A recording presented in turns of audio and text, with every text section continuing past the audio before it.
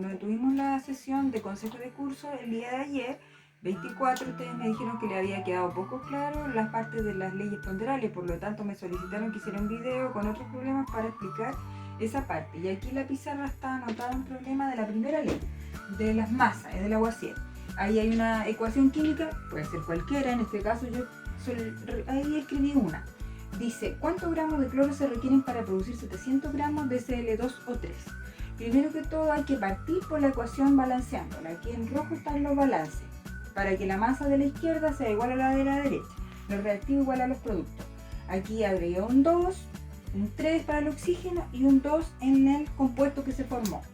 Reemplazo después por el peso atómico de cada elemento. Aquí dice 35 por 2, porque el cloro está afectado por este subíndice y a su vez por el coeficiente.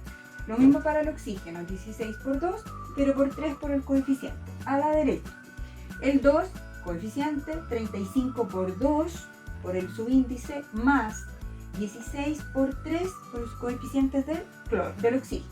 Ahora, hay que multiplicar y resolver todo en el orden como están, respetando los paréntesis, multiplicando lo del interior del paréntesis primero, el 35 por 2, el 16 por 2, el 35 por 2, más el 16 por 3. Una vez que tenemos eso, sumamos o multiplicamos por el coeficiente en el caso del cloro y aquí en el caso del oxígeno. Y me dan las masas, 140 gramos. Estos 140 son la masa del cloro y los 96 son en gramos, son la masa del oxígeno. Eso es lo que se combina para formar 118 gramos de ese compuesto, pero como son dos moléculas es el doble y son 236 gramos. Cuando yo compruebo la ecuación, la masa de la izquierda me debe dar igual a la de la derecha, ¿ven? Al sumar el 96 con el 140 me da 236 gramos, igual que los productos. Por lo tanto, se cumple la ley de las masas. A partir de eso yo puedo responder la pregunta, ¿qué es lo que se hace? Dice, ¿cuántos gramos de cloro? Entonces planteo primero la incógnita. X gramos de cloro se necesitan para preparar 700 gramos de ese compuesto, porque esa era la pregunta. Y ahora voy a los datos que me da la ecuación. 140 gramos de cloro, porque esto corresponde al cloro, ¿ven? Cloro 2. Y esa cantidad de cloro genera 236 gramos del compuesto. Planteo la proporción, despejo la proporción.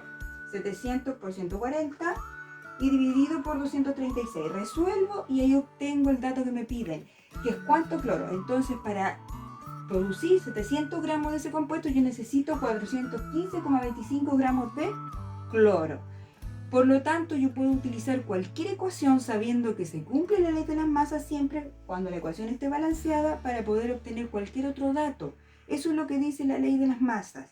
¿Ya? Entonces, cuando yo tengo una ecuación con los datos, puedo hacer uso de los datos que me brinda la ecuación al reemplazar las masas de cada átomo que participa para formar un compuesto. ¿Ya? Eso es la ley de las masas. Ya, niños, vamos con la segunda ley. La segunda ley de las ponderales dice que es la ley de Proust o ley de las proporciones definidas. ¿Qué significa esto? Que cuando se forma un compuesto químico, cada elemento que compone ese compuesto, o sea, dos elementos o más, van a tener una proporción definida, es decir, una proporción fija.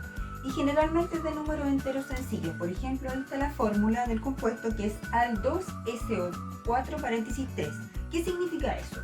Que aquí la proporción es 2 átomos de aluminio por, este 3 afecta por 3 de azufre por 12 de oxígeno. Esa es la proporción. Pero eso se puede calcular y de hecho yo aquí lo hice. Dice, el compuesto de fórmula Al2SO4 paréntesis 3 tiene 2 átomos de aluminio. ¿Cuál es el porcentaje del aluminio en el compuesto? Entonces, para obtener el porcentaje, lo que yo tengo que hacer es obtener de la tabla periódica las masas atómicas de cada elemento. ¿Ven? Aquí está la masa del aluminio 27, la del azufre 32 y la del oxígeno 16. Recuerden que las masas se aproximan al número entero. Cuando es 34,4 se deja como 34, pero si es 34,5 la subo a 35, ¿ya? Ahora, aquí anoto la cantidad de átomos que hay de cada elemento en el compuesto, ¿ven? Hay 2 de aluminio, hay 3 de azufre porque el 3 en paréntesis afecta al azufre, y de oxígeno hay 4 al interior del paréntesis, pero 3 afuera, entonces sus índices se multiplican entre sí y me dan 12 átomos de oxígeno. Ahora, ¿qué hago? Multiplicar y después sumar, porque esto es el peso molecular, ¿ya? El peso molecular o masa molecular, ¿cómo se conoce? Ahí me da 342 gramos mol. Eso quiere decir que en un mol de este compuesto hay 342 gramos. Ahora, a partir de eso yo puedo sacar el porcentaje de aluminio. ¿Por qué? Porque 342 gramos del compuesto corresponden al 100% del total de la masa. Y 54 gramos de aluminio, que es lo que hay en el compuesto, porque aquí está la cantidad de aluminio, corresponde a X%. Despejo la proporción. X es igual a 100 por 54 dividido por 342. Al efectuar esa operación matemática, esa proporción, yo puedo obtener el porcentaje de aluminio. Entonces, esos dos átomos de aluminio corresponden a un 15,78% de aluminio dentro de este compuesto. El resto de masa corresponde a los otros elementos químicos en el compuesto, que son el azufre y el oxígeno. Eso es lo que plantea la ley de Proust, que la proporción es definida y cuando yo tengo un compuesto, la masa total corresponde al 100% del compuesto. Ya niños, mire, voy a explicar la última de las leyes ponderales, que es la ley de las proporciones múltiples o ley de Dalton. ¿Qué significa esta ley? Que dos elementos químicos se pueden combinar en proporciones múltiples, es decir, se mantiene la masa fija de uno de los elementos y el otro cambia.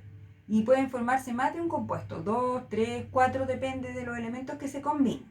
Pero esa relación que hay siempre va a ser de números enteros sencillos, por ejemplo 1 es a 2, 2 es a 3, 3 es a 2 y así. Ahora aquí hay un ejemplo, dice, los elementos A y B, que pueden ser cualquiera, forman dos compuestos. Compuesto 1, 1,5 gramos de A, compuesto B, 2,6, compuesto B o elemento B, 2,6. Y en el segundo compuesto, 1,5 gramos de A y 5,2 gramos de B. Si se fijan, la masa de A en ambos compuestos es fija, por lo tanto la otra es variable. Ahora, ¿cuál es la razón de B y los compuestos? ¿Cómo se saca esto? Hay que dejar como masa fija o incógnita la masa de B en el primer compuesto o en el segundo. Yo en este caso elegí el primer compuesto, entonces planteo la proporción. 1,5 gramos de A se combinan con 2,6 gramos de B, pero esos 2,6 no lo escribo, lo dejo como una incógnita.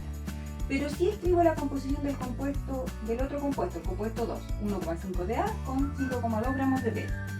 Despejo la proporción, ¿ves? 1,5 por 5,2 dividido por 1,5, entonces el resultado es 5,2. Una vez que tengo ese resultado, ya ese no es el resultado final del compuesto, ahora tengo que sacar la razón. ¿Y cómo lo hago? Para sacar la razón, tomo la masa que yo dejé como fija, la masa que dejé como incógnita, en este caso era la de B en el primer compuesto, y la divido por el resultado de la proporción, ¿ven?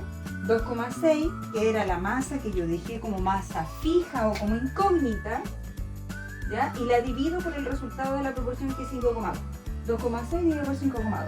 Al hacer esa división, ahí recién obtengo la razón. Me da 0,5. Entonces yo la tengo que llevar a número entero. ¿Y cómo es? Es lo mismo que 1 es a 2, porque 1 dividido en 2 es 0,5. Entonces esto quiere decir que en el compuesto 1 existe un átomo de B y en el compuesto 2, 2 átomos de B. Por lo tanto, la razón aquí hay 1 y aquí hay 2. Y la razón es 1 es a 2.